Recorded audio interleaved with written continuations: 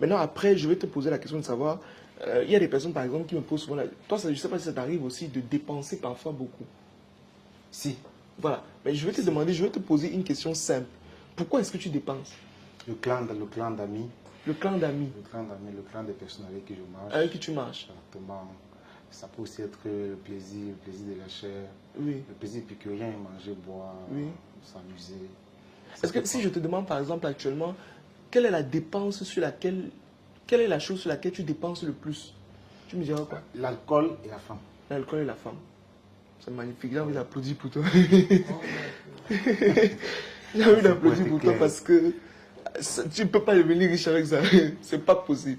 Tu vois, il y a certains plaisirs que à un moment donné, tu devras lâcher prise en fait.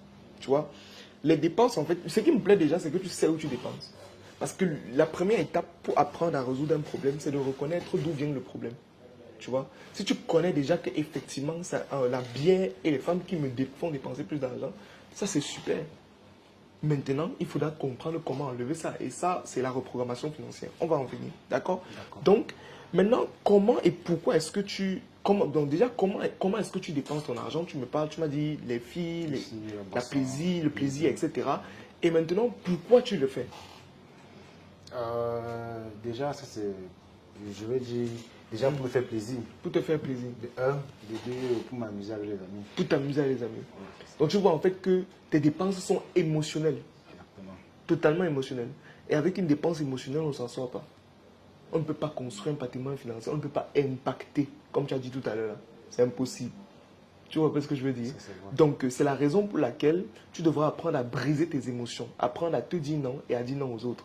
Et on va parler de ça tout à l'heure. C'est la raison pour laquelle je vous ai contacté, parce que j'avais vu une de vos vidéos dans une chaîne de télé dont je ne vais pas citer le nom pour faire la publicité, dans laquelle vous êtes en train de parler des émotions pour pouvoir gérer ses finances. Oui, il faut casser les émotions pour gérer les finances. Sinon, tu ne t'en sors pas. J'ai eu un choc, parce que je me suis retrouvé dans cette vidéo. Dans cette vidéo. Je me dit il faut que je vous contacte. D'accord. Bon, maintenant, après, quand on a fait ce bilan, ça veut dire que quand tu as fait ce bilan et que tu sais exactement, du moins tu connais comment est-ce que tu gagnes de l'argent, à quelle fréquence est-ce que tu gagnes cet argent, par la suite, tu connais comment et pourquoi tu dépenses ton argent.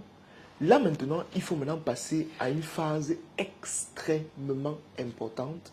Le chemin d'un entrepreneur et d'une entreprise est parsemé d'embûches, d'obstacles et de difficultés qu'il est parfois difficile de braver.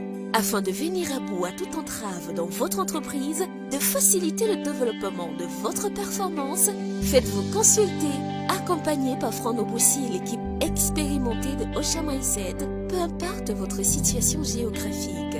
Vous avez le choix entre différents packages de coaching.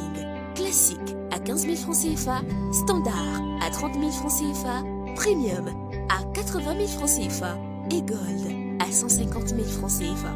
Pour plus d'informations, contactez l'équipe Osha Mindset au +237 690 81 75 06.